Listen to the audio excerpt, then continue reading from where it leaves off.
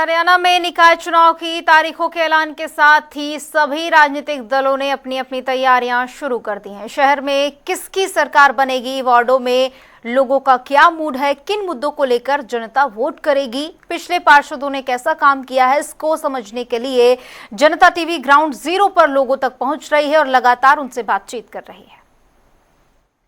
हरियाणा में नगर निगम चुनाव का बिगुल बज चुका है।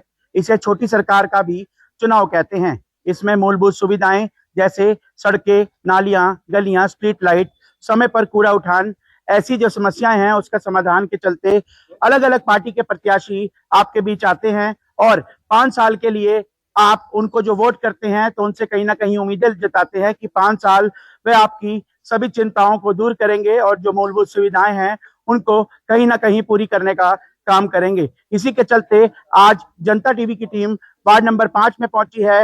ये वार्ड बेहद इसलिए खास है क्योंकि ये वार्ड से जो पहले प्रत्याशी थे, जो पार्षद थे राजेश मेहता, जो कि डिप्टी मेयर भी थे नगर निगम के, उन्होंने कितने विकास कराए, लोगों की उम्मीदों पर कितने खरे उतरे, ये जानने के लिए हम यहाँ पहुंचे हैं और जानने की कोशिश करेंगे क्या कुछ लोगों का कहना है। सर, डिप्टी मेयर का ये वार्ड था, बेहद एक अहम पद है, तो कहीं ना कहीं विकास हुए, नहीं हुए, या और क्या चाहते हैं आप और कौन से काम होने हैं? क्योंकि 5 साल पहले जो हमारे पार्षद हैं राजेश मेहता जी वो बने थे और उसके बाद जो 4 साल तक वो कहेंगे ओपोजिशन में रहे। भाजपा सरकार थी और वो कांग्रेस में थे, मगर उन्होंने यहाँ लोगों के कहने से भाजपा का दामन थामा था और उसके बाद हमें लगा कि काम होने शुरू हो गए। आपसी तालमेल जो था सरकार के साथ उनका बना और काम होने शुरू हो गए, मगर जो काम होने अभी बाकी हैं वो 50% काम अभी भी बाकी हैं। तो हमारी उम्मीद है कि दोबारा अगर वो आए, हम भी उनको चाहते हैं कि हम भी वार्डवासी उनको मौका दे दें ताकि वो अगले 5 साल में जो अभी वादे जो उन्होंने आधे अधूरे हमारे छोड़े हुए हैं वो पूरे कर दें। सर, मेयर भी भाजपा की थी, क्या लगता है कि मेयर ने कितने काम किए, क्या कभी नजर आई आपके वार्ड में? देखिए, मेयर जो है 7-8 महीने उनका कार्य कर रहा है और उसमें 5-6 महीने तो उनको मेरे को लग रहा है कमेटी के काम समझने में ही लग गए। तो अगर वार्ड में देखने की बात करें, हाँ कहीं सुख दुख में वो नजर आए हैं, मगर जितना काम हम चाहते हैं, क्योंकि अम्बाला है, पुराना शहर है और मूलभूत सुविधाओं की हमेशा यहाँ पे तांता रहता है, तो उसमें वो कहीं ना कहीं भी कामयाब नहीं रहे। शायद उनका कार्यकाल कम था, शायद यही वजह रही है। तो और भी कुछ लोग हैं, उनसे भी बात करेंगे। सर, क्या लगता है क्या समस्याएं हैं वार्ड में? देखो, वार्ड में सबसे पहले तो एक स्ट्रीट लाइट और सफाई की व्यवस्था नहीं है बिल्कुल भी। यहाँ पे गंदगी के ढेर लगे होते हैं जगह जगह, मक्खी मच्छर, और लाइट स्ट्रीट लाइट का कुछ नहीं है ना। यहाँ पे सफाई की व्यवस्था बहुत ज्यादा दिक्कत है। तो कभी शिकायत किया आपने पार्षद से? बहुत बार शिकायत कर चुके हैं जी, और शिकायत करते हैं तो वो कह रहे कोई नहीं, आ जाएंगे सफाई के लिए। एक दिन आते हैं, फिर 5 दिन वही काम, फिर एक दिन आएंगे, हफ्ते नजर नहीं आते जी। तो देखा आपने कि सफाई की व्यवस्था जो है एक बड़ा मुद्दा इस वार्ड में है, और भी कुछ लोग जानेंगे। सर, क्या कहना चाहेंगे, क्या मुद्दे हैं यहाँ? मुद्दे तो दिक्कत सबसे बड़े गंदगी के ढेर लगे, आप शहर में पूरी देखते तो पानी की निकासी नहीं है हमारे यहाँ, ट्यूबवेल लगने बाकी है, सड़कें टूटी पड़ी है, सीवरेज नहीं चल रहे हमारे, नालियां भरी पड़ी गंद से, और अभी 1-2 बारिश हुई, कितना मच्छर है हमारे शहर के अंदर। ये हम मुद्दे हमारे यहाँ, हम अपने जो भी पार्षद हमारा जो भी आएगा उसका सवाल जवाब उनसे करेंगे। क्या किया भैया, मैं तो पूछूंगा जी, जब कोई भी लीडर है इस पार्टी में, मैं बोलूंगा सबको ये काम कराओ तो कब वोट मिलेगी।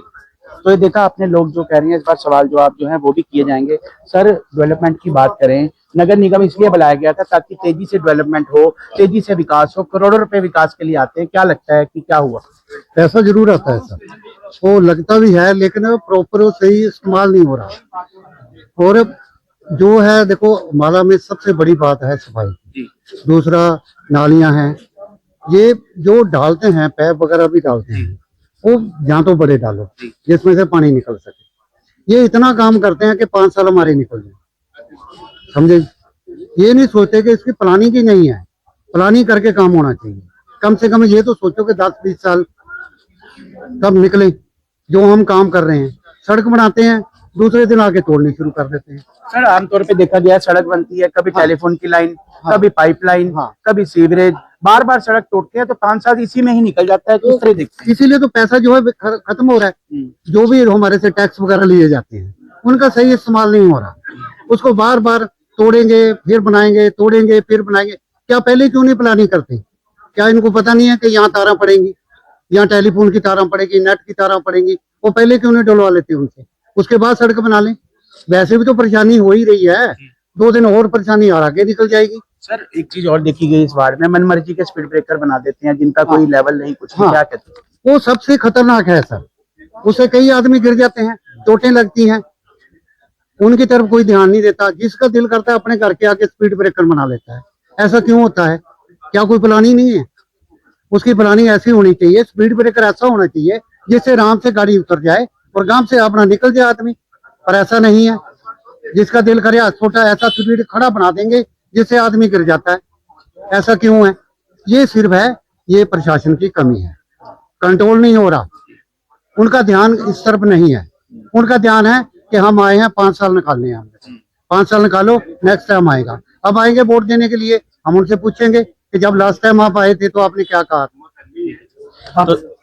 आप सफाई करवाएंगे, सफाई नहीं होती है, क्यों नहीं होती सफाई? और दूसरी बात, जो भी सरकारी बिल्डिंग है, सरकारी बिल्डिंग कम्युनिटी सेंटर बना है, आप यकीन मानेंगे उसमें इतना गंद है कि आपको फंक्शन नहीं कर सकते। सीवरेज का वहाँ कोई ये नहीं है, पानी का वहाँ कोई प्रबंध नहीं है। तो ये करोड़ों रुपया किस लिए लगाया? किसका पैसा है? वो जनता का पैसा है, आप लोगों का ही पैसा है। हाँ जनता का पैसा है, टैक्स वो लगा दिया आपने। अब उसके लिए एक चौकीदार नहीं रख सकते? अगर आप नहीं रख सकती, गवर्नमेंट नहीं रख सकती, पब्लिक को कहीं कंट्रीब्यूशन करके हम रख देंगे जो उसका ध्यान रखे। वहां बच्चे क्रिकेट खेलते हैं, कोई शीशा तोड़ रहा है, शीशा इतना बढ़िया बना हुआ है, गवर्नमेंट ने इतना पैसा लगवा दिया, आपने क्यों लगाया भैया? संभाल ही नहीं करनी। देखो चीज हर एक बंदा खरीद सकता है, कार भी ले सकता है, सब कुछ ले सकता है, लेकिन उसकी मेंटेनेंस जरूरी है, उसका ध्यान रखना जरूरी है। अब उसका कोई ध्यान नहीं रखेगा तो क्या फायदा है? उसका कोई फायदा नहीं है। इतना बढ़िया कम्युनिटी सेंटर बना है, मैंने देखा है, वहाँ बच्चे क्रिकेट खेलते हैं, कोई जो है वो वॉशरूम है, वॉशरूम बना हुआ है, बंद पड़ा हुआ है। क्यों बंद पड़ा है भाई? किस लिए बनाया था? इससे अच्छा तो बनाओ ही ना, क्या जरूरत है? इतना पैसा क्यों खराब किया?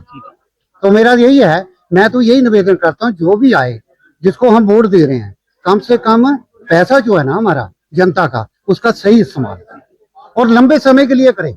ये नहीं है कि 2 दिन के लिए करे और उसके बाद सोचे मैंने तो चले जाना है, नेक्स्ट आएगा वो देखेगा। क्यों भाई? ऐसा नहीं होना चाहिए। ठीक है, मेरी तो यही रिक्वेस्ट है। तो देखा आपने वार्ड की जनता ने क्या कुछ कहा। लोगों का ये कहना है कि पैसा तो बहुत आया लेकिन कहीं ना कहीं सही ढंग से वो इस्तेमाल नहीं किया गया। सफाई जो है एक बड़ा मुद्दा इस वार्ड में देखने को मिला और कहीं ना कहीं कम्युनिटी सेंटर जिसपे लाखों करोड़ों रुपए लगाए गए हैं उसकी बदहाली को लेकर भी लोग अपनी यहाँ बात रखते आए हैं। अब देखना ये होगा सभी प्रत्याशी इन लोगों के बीच आएंगे, क्या कुछ रहने वाला है, क्योंकि वोटिंग जो है 10 मई को होनी है और 13 मई को जो है उसका रिजल्ट आना है। देखना ये होगा कि इस वार्ड में किसके सिर जो है ताज सजेगा। अंबाला से जनता टीवी के लिए राघविज की रिपोर्ट। फिलहाल इतना ही, बने रहिए जनता टीवी के साथ। नमस्कार।